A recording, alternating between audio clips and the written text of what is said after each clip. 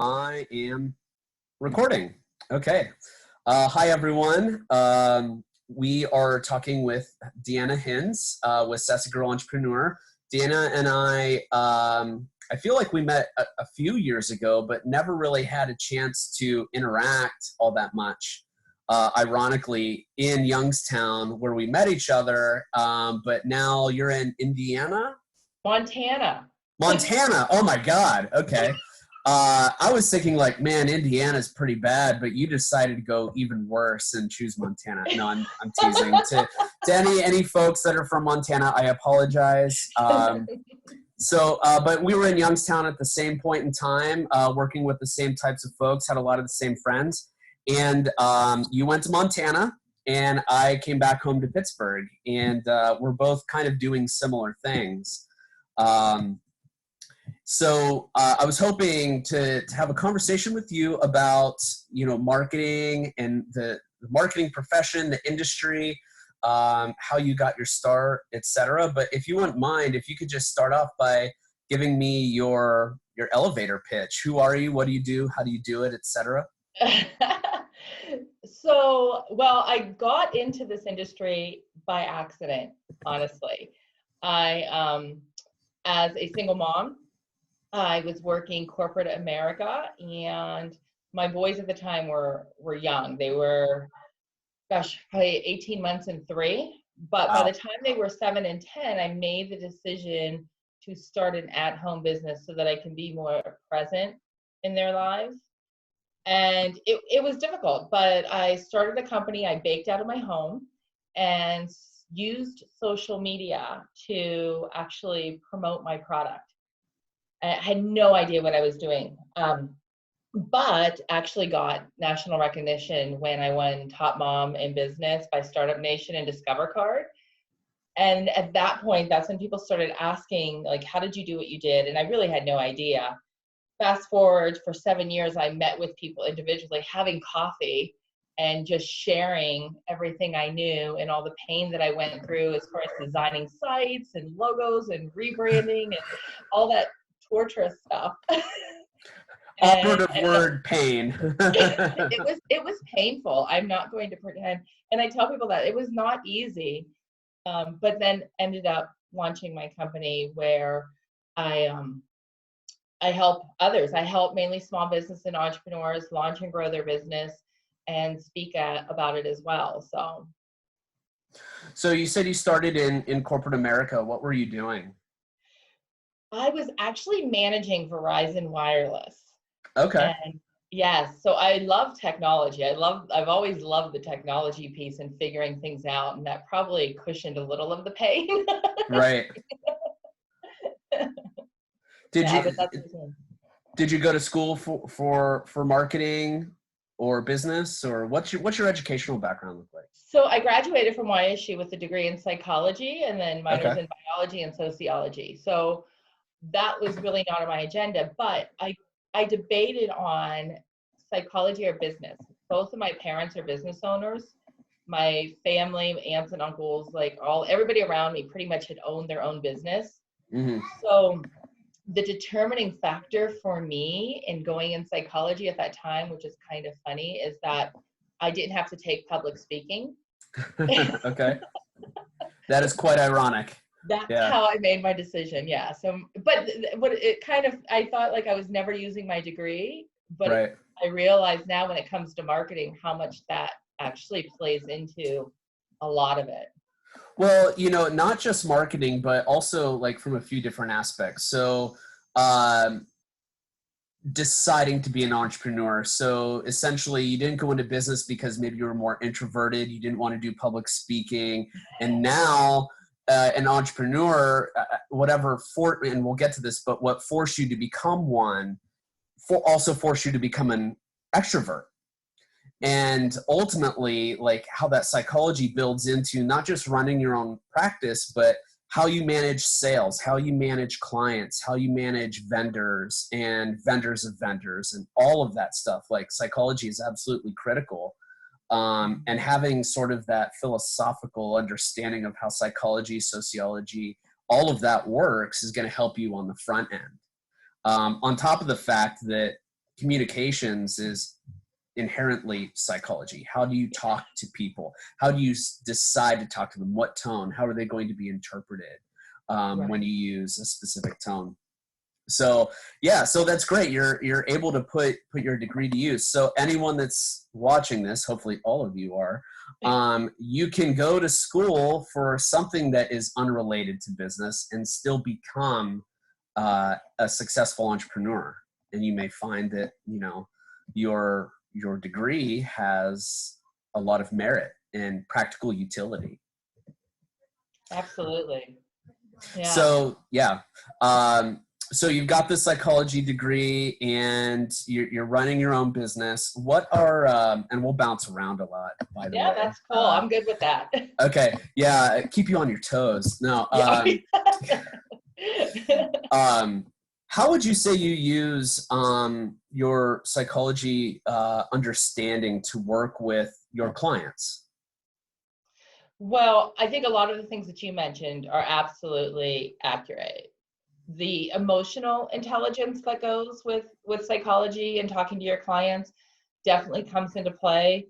But it's also understanding their brand and their message, because when you are in marketing and you meet with a new client, they know the ins and out of their business. And a lot of times they make the assumption that you know everything that they know about their business and how to market it and what they're thinking.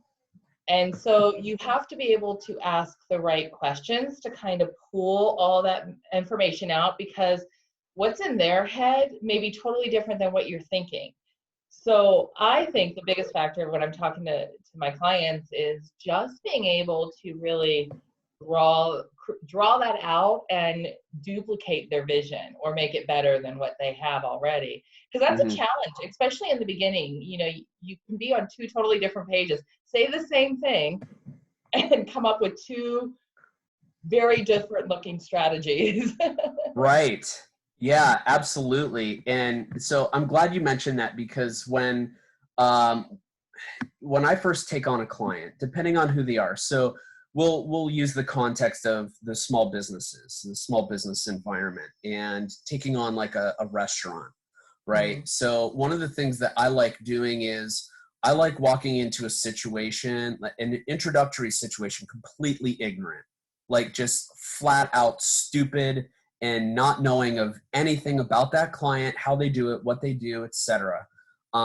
Because this idea of a level playing field, or a level place of understanding, where there's no understanding and then that grows and evolves, right? I like this idea of knowing nothing and letting my observations be informed by the client and their worldview and what they say and what they do, but also how they take those things that they believe in and how they practice that in their business. So I like walking into a restaurant completely incognito, or just really subtle, not playing my presence up or anything like that, and just experiencing what the customer experiences. And if I have a great experience, awesome. If I don't, I let the client know, because as you are likely well aware, they don't always know. Right. Yeah, they don't always know. And in fact, I would maybe go as far as to say half the time they don't. So, you know, coming from that point of view is a lot of fun. But it helps create that equivalent relational understanding of who they are and what they do, and your objective perspective on them. And by the way, and I'm sure, hopefully you've got a better sort of bedside manner or delivery than I do, because sometimes I'll tell like my clients, like, yeah, you're not going to like this, but this is what I discovered, and you know, hopefully they aren't pissed about it. Well, you know what, I think, and maybe my delivery is better than yours, I don't know. It probably is. But no, I think when they get to a point where they're actually reaching out and they're hiring you, they know that they need help. They know that they need guidance. So I've been fortunate in the fact that they've been open to it. I think probably like maybe once or twice I've had somebody who was hard-headed and kind of didn't want to hear what I had to say. And in that case, I'm not the right fit for them, because Right. it really does have to be a partnership. It has to, you have to have that open communication. You have to listen to each other and understand each other. And if I'm saying something and giving my opinion or what I recognize, like you said, and I'm just met with just defensiveness, and the walls go up and you don't want to hear, then I'm probably not the right person for you. You've got to trust me in what I see. Right. And, you know, more to that point, like, you may not be a good fit, but that client may also not need marketing. You know, this is so much of what you and I do, especially if, so, you know, entrepreneurship is in your blood. It wasn't in mine. I did it out of this, well, similar necessity to you, in that I just had to get out of the corporate world. Yeah. But I didn't have any templates or anyone to learn from. So like, I made a shitload of mistakes. Well, I did too. Don't think I'm exempt from Right. Right. But at least you had good parents that could guide you through like some of that, maybe a little bit. But nevertheless, this intuitive understanding of when you're a good fit or when a client actually needs what you provide, you need to have that perspective, because you could take on low-hanging fruit clients, which are always the first place you go when you're starting a business. It seems like, you know, build up your capital on the pain in the ass clients, and then elevate up until you can be selective.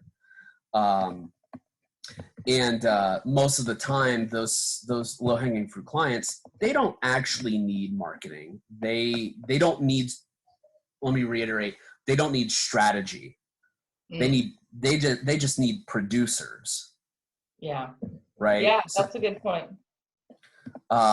So can you talk about like some of, you know, cutting your teeth on some of the, and you don't have to name names, but like cutting your teeth on some of those problem clients and what you learned from it and how you moved beyond them? So, well, I do a number of things. I mean, I obviously, social media is a big piece of it, but I do a lot in digital marketing as far as website design, email, automated email campaigns, SEO, things like that. I would say the first time I took on a client for Google AdWords, it was kind of one of those things where, okay, I'm new, I get it, I understand it, don't really grasp it, but yeah, you need Google AdWords? Okay, I can do it. I can do anything you want me to do. Like, I can make it happen, right? And you know, I got in there initially and I was so overwhelmed, and it was like, I should not have taken this on. Like, I should have, you know, it was a lot.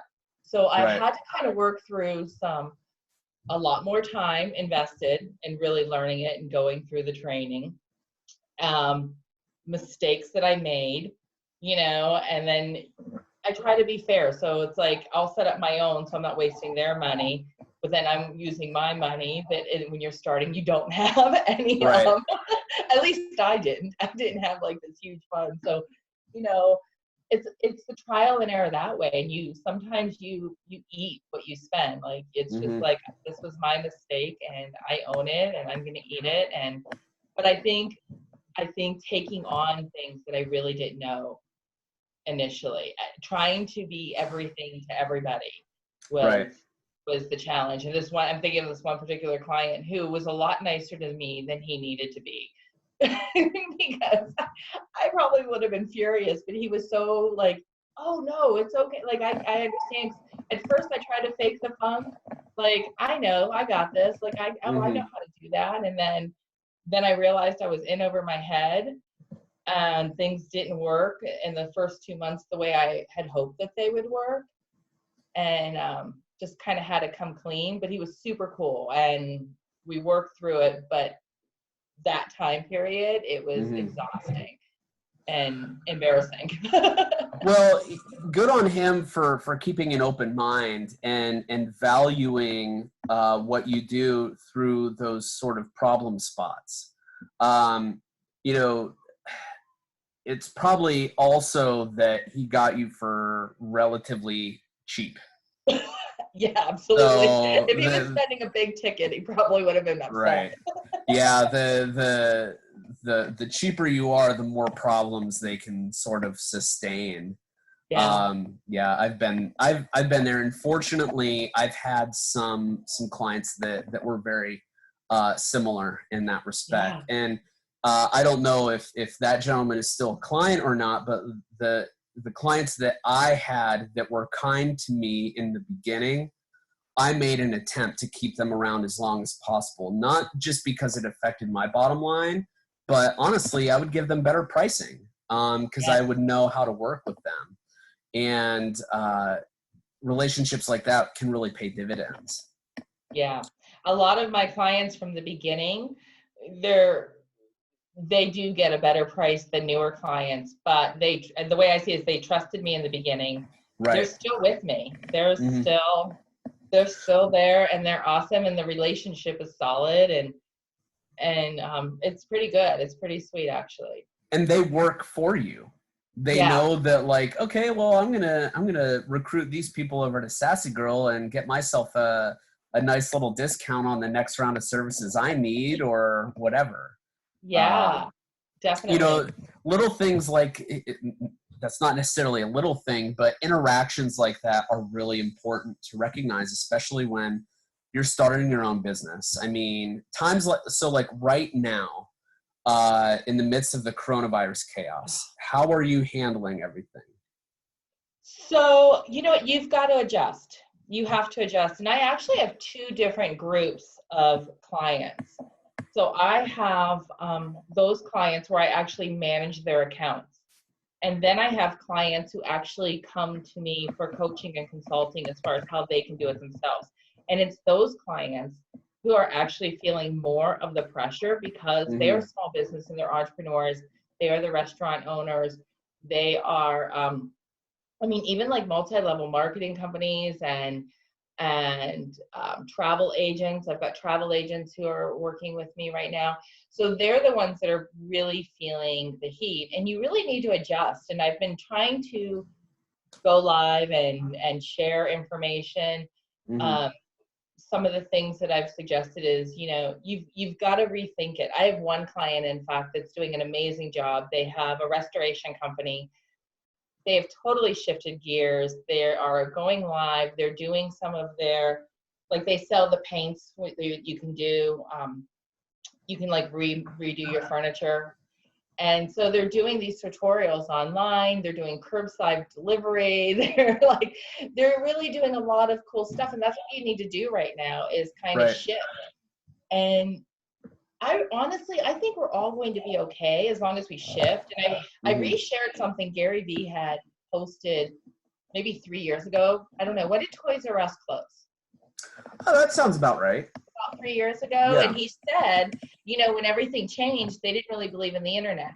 They sell their toys on Amazon and directed people there, and they didn't adjust. Right. And then they ended up closing. And I'm like, it's really fitting for what's going on right now. Like, things are changing. We are fortunate that we have this digital landscape. We have Zoom to hold our meetings. You have an event. You don't have to cancel that event. You can do it online and still teach it, providing on what that event is, you know, but you can still do that and do it here or stream it on Facebook or stream it on LinkedIn if it's something that is appropriate to either platform, right? So there's a lot of things that you really can do. You just have to think a little bit differently of how you can get it out there and really solve whatever problem they have right now, because they may not have had that problem before. And that's why people buy, isn't it? It's not, they're not buying your product because you have the best product out there. They're buying your product. It takes away their pain, or they get pleasure out of it, right? Right. It's a result. result. Let's sell the solution. Yep. So what's your solution now? Think differently. You can't, you may have the best product, but now how can you solve everybody's problem of being on lockdown and being fearful? Right. And not being able to leave? So what? You sell lotion? This is prime. We're washing our hands a million times, right? Mm-hmm. Market that lotion. Get it out there. Like, think differently. Right. And so, what's funny? So here's a few local examples related to that. So where I live in Bellevue in the north of Pittsburgh here, so hardware stores, number one, like hardware stores are critical in times like this. And they're doing really, really well, especially the big box stores are probably, of course, doing okay. But it's the little mom and pop hardware stores that you really want to support. Yes. And here's why: because they can act a bit more, they're more adaptive and more nimble. So, for example, in Bellevue, there's T&M Hardware, and T&M, it's a family-owned business, and they're really feeling the pressure of the lockdown. So one of the things that they're doing is they're working with local vendors to sell them. They essentially act as a supply chain. So T&M gets the ingredients, sells them to the local soap store, these people that make their own soaps, right? Yeah. So now there's anti-bac soap, and you can buy that right there, and there's an ample supply of it. They also are able to buy like different types of hand lotions, to your point, but they're local vendors, and the local vendors are the ones that actually have the supply. They don't have to go put an order in with a corporate level supplier. They're just like, yeah, just drive a mile away and it's right there. So they're sourcing all of this local product, and because people don't want to drive and go to the big box stores, they're walking right over to the hardware store and buying these things up. But also like toilet paper, paper towels, plumbing issues are a huge thing that are happening right now. I don't know what it's like for you, but in larger urban centers, like the strain on the plumbing system, right, is profound because everyone is home and using the toilets, right? So that's true. I didn't even think of that. Yeah, so there's a whole infrastructure problem going on as we're on lockdown. So problems beget more problems.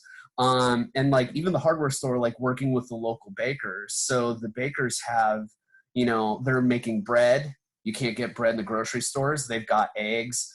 So like they're all selling each other's products, which awesome. Is an amazing ecosystem if you think about it.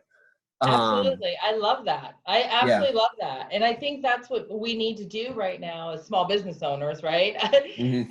Is partner with each other. Things that you may not even think about that would go together, right? There's a way to make them go together. And I think that's such an awesome example of how your community is really coming together and doing this. This is awesome. So where it applies to service providers like us that are providing marketing, PR, design, like we're not the first thought is, well, we're not really useful in the apocalypse. It's the end times. What are you going to market? But actually, we're incredibly useful here because we're essentially communicators. And so to give you a frame of reference, so again, using what I know, my neighbor right next door, they're having trouble with like putting food on their table. They're both self-employed. So they're feeling a really huge financial pinch. And the high school, we both live right behind the high school. The high school is actually providing meals to kids 18 and under, regardless if you're enrolled in the school district or not. I knew about this, and a good portion of the community already knew about it, but my neighbor did not. And that is a marketing problem. That is a communication challenge. How do we get those people? So in a time like this, we can be utilized to help promote that message, and to do so in a very rapid and adaptive way. So fortunately, we saw my neighbor and we were able to tell her and her husband, and now they know, and that's great. But there's still a lot of people that don't understand that they have these resources available to them. So, hey, business owners, if it's the apocalypse, you can use us. We're going to work with you because we want to live too. Absolutely. But yeah, go ahead. I was going to say, and just to kind of piggyback on that, yeah. What I'm seeing right now, and obviously I agree, like we have the ability to market, and this is where you really want to market, get your message out there. And a lot of businesses have not been doing this because they didn't need to do this. Right. And now they need to do this because now they don't have that foot traffic. But on the flip, I also have been getting emails from people and direct messages, and because they are in corporate jobs that they went in one day and the governor said, you're shut down. And they've been on the fence about getting into entrepreneurship. They've had a business idea. They've had an idea. Now they're like, well, I have this time at home. How can I market it? Can I make it a reality? How can I do it? So I think there's a lot of different levels. It's the current business owners, and it's also the people that still have a job that are thinking about maybe becoming a small business owner and taking advantage of this time to create something. Yeah, put it together. This is the time to build it. And, one thing I wanted to compliment you on was with your practice, as I understand it, you serve a wide range, a huge spectrum of different types of businesses. It's not like your market position is, I only work with restaurants. I mean, you seemingly work with everyone. So I do. Yeah, which is good because you can learn a lot about a lot of different things, which makes you more adaptive and marketable in certain industries. But it also helps you develop a sense of system.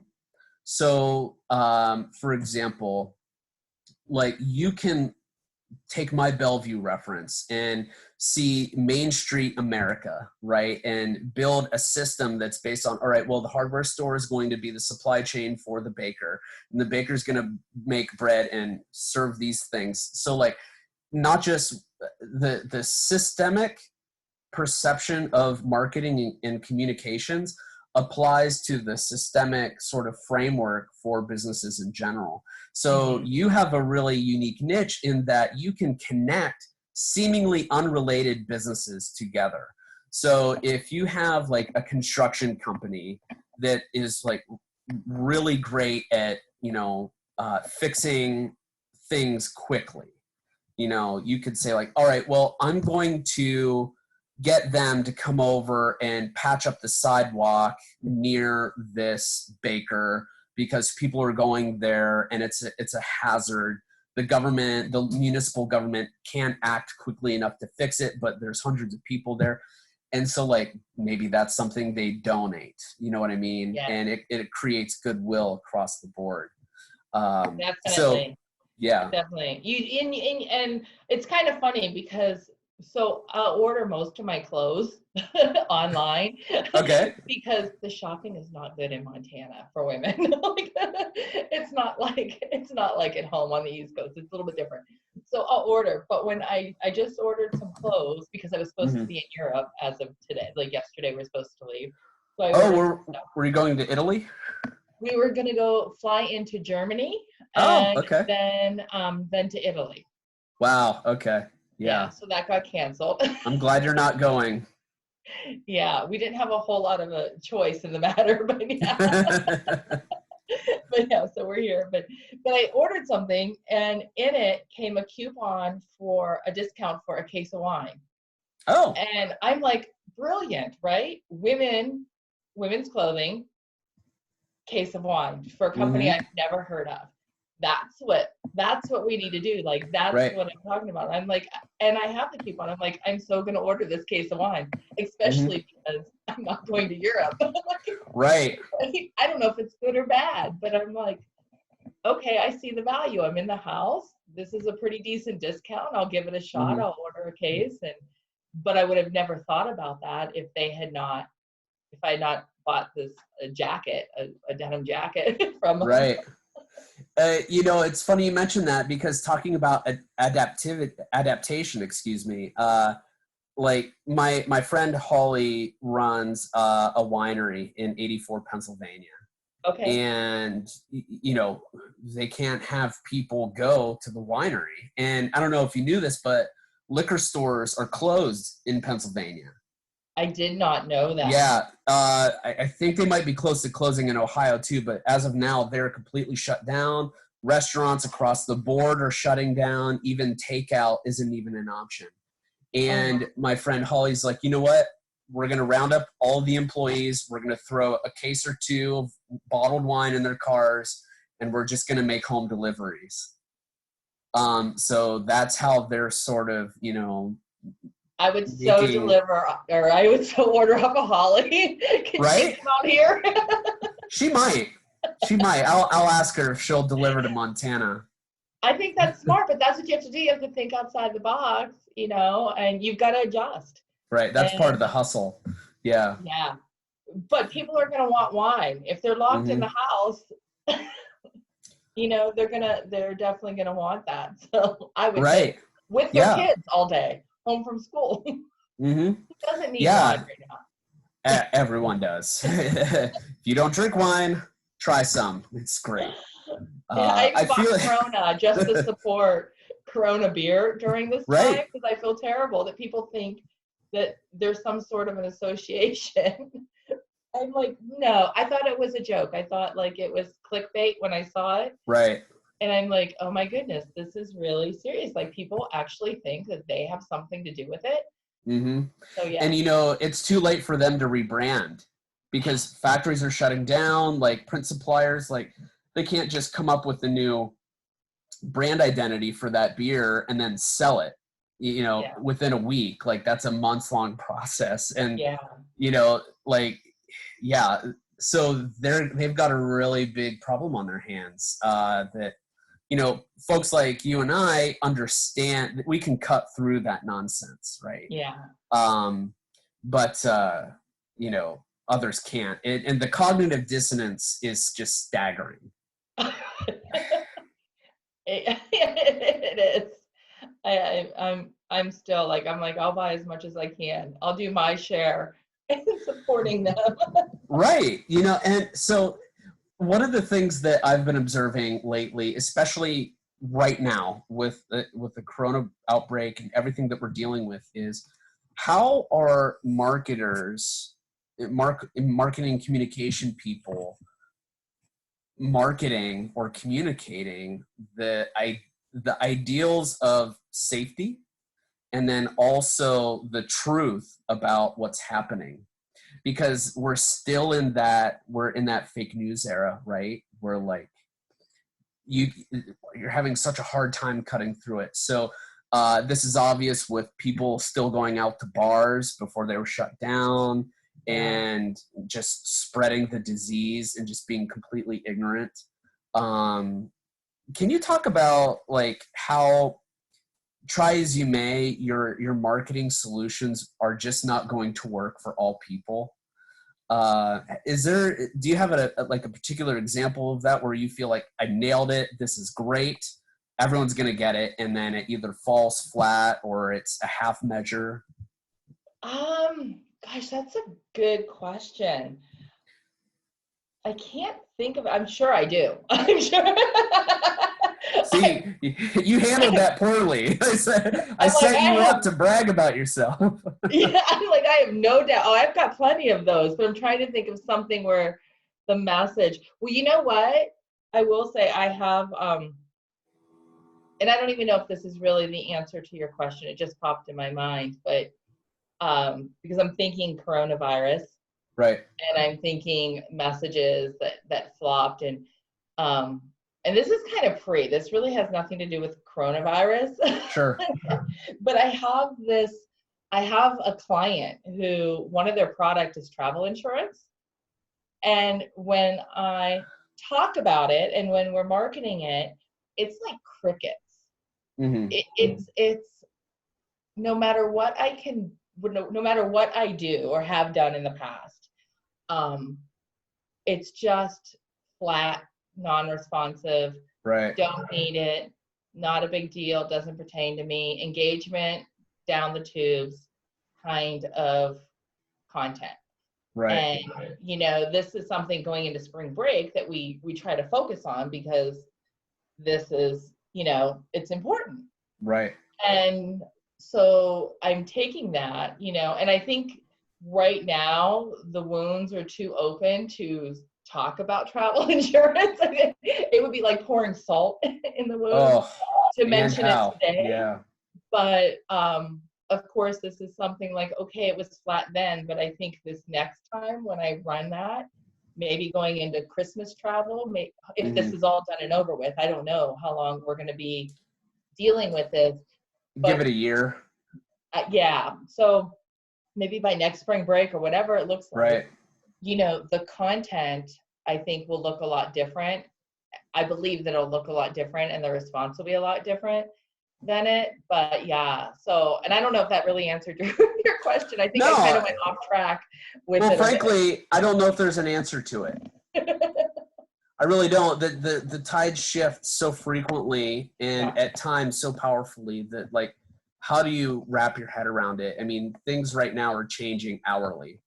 They are. I mean, there's your best response at hour 1 is going to be your worst response at hour 2. I think part of it is just like calling it a wash. It is what it is, you know, Well, and pivoting right and moving now on. what I'm doing, because I'm in Montana, so we are, and of course my whole feed is Ohio news feed, right? The majority of it is Ohio. So I see what Governor DeWine is doing and I'm paying attention because it affects the majority of my friends and family. So what I'm realizing is that Montana, we're about 4 or 5 days behind everything that they're doing. So when they closed the restaurants, I made a comment and I'm like, you know, the restaurants are going to close out here. Like they're going to follow suit. And everyone's like, no, they're not. They're not going to close. And then they closed. Well, now I saw that maybe an hour ago, they closed the salons, the barbershop, the tattoo. So I called my eyebrow girl. And I'm like, listen, this is what happened in Ohio. I know you're not watching it, but this is the time to really try to get as many clients as you can because it may or may not come, but I believe it's coming because we're all doing everything. You know, it's coming from the East Coast and the West Coast. It's going to meet in the center. So yeah, so I'm like, pay attention to what's happening on the outside. And in Italy, like I'm watching them too. I have family there. So I'm messaging my cousin before it really hit us, going, what's going on there? Like, I don't want to believe the news because I don't know if it's accurate, but what's going on there? So then, right, it's almost like if you're in marketing, when something like this is happening and in this scenario, and it's almost like you do have a crystal ball that tells you what's going to happen the next few days. Right. So and a lot of times with my clients and their marketing strategy, I already have it set up, like what it's going to be. But when something like this happens, you've got to change it. You can't just keep doing what you planned March 1st. You know, you've got to adjust to make it fit. So I'm using this crystal ball to look to see what's in Italy, to look what's happening, right, as we're coming through and adjusting ahead of the curve. Right. To, you know, to hopefully try to gain more business before things change. And, you know, that tactic alone, having foresight as opposed to hindsight or being reactive as opposed to proactive, that's going to benefit you and your business much later on. Your eyebrow girl, right? She's going to appreciate your foresight and, you know, maybe you cultivated a client out of it just by being kind. And that's going to go a long way. So I just have a few more questions for you and then we'll kind of wrap it up and then you and I will plan for round 2 sometime in like the next month or so, because this has been a lot of fun. A lot of the students that I'm teaching this semester in design and in marketing, they're getting ready to graduate. Obviously, their employment sort of situation is questionable. Their prospects, who knows what's going to happen. They have every right to be concerned. But one thing I want to encourage them to think about is, if corporations aren't hiring them because of the economy, because of the state of things, they have the capability to become entrepreneurs like you and I. What are your recommendations for these soon-to-be graduates that may be a bit more forced into creating their own company? Where would you start? What are your recommendations, advice?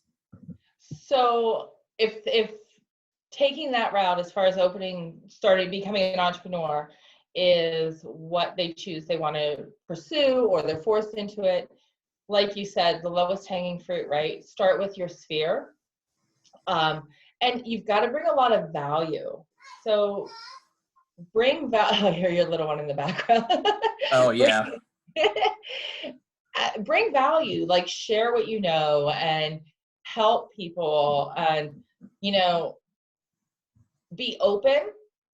Definitely be open and be coachable, because there's somebody, get a mentor, work with someone who will help mentor you. That's so important, because you don't know everything.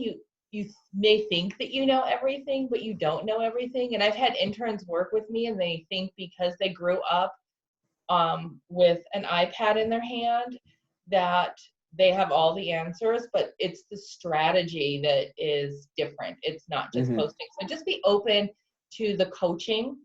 And listen, I mean, give feedback, give your opinion too, and come up with things, challenge your mentor, and hear what they have to say in response.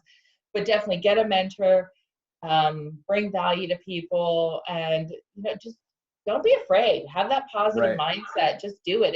Here's the thing, if it's something you want to do, nothing at all is going to stop you.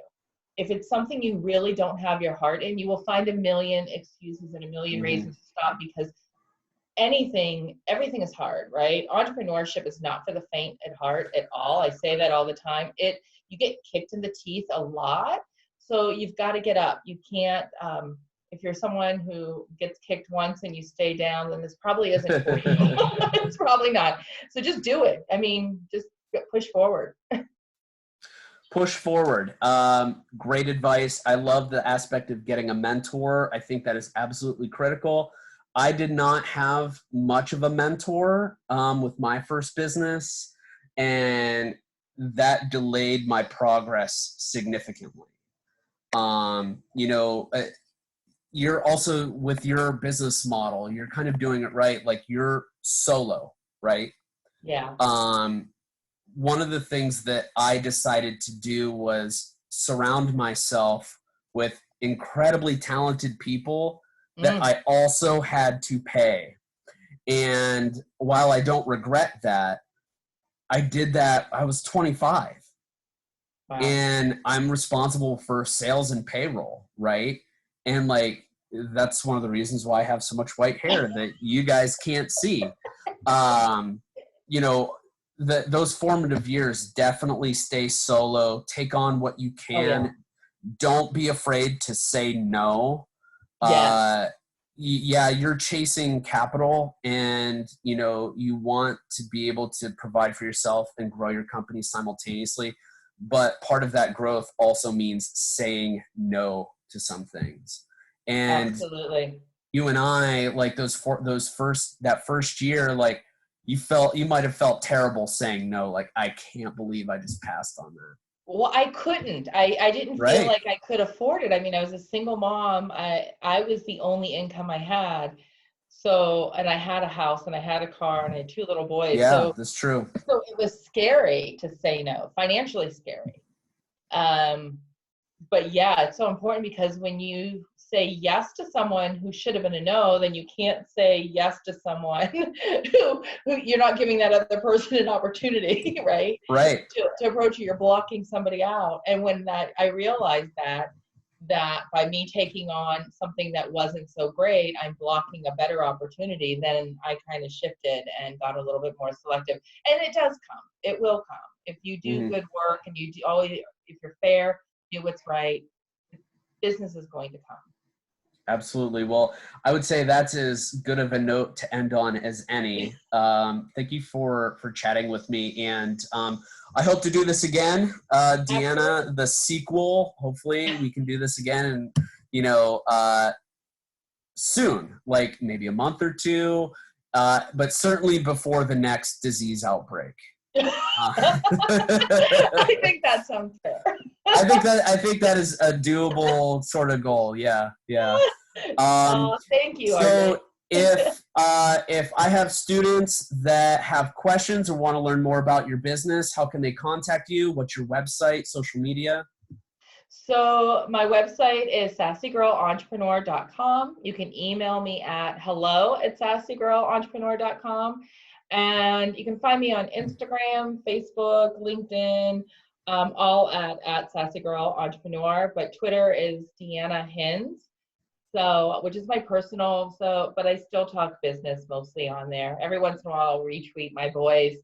So if you're into sports, yep, you'll get some of that too. So wonderful. Well, thank you very much. Stay safe and have a good afternoon for you. And we'll talk to you soon. Awesome. Thank you so much for having me. Thank you. Take care.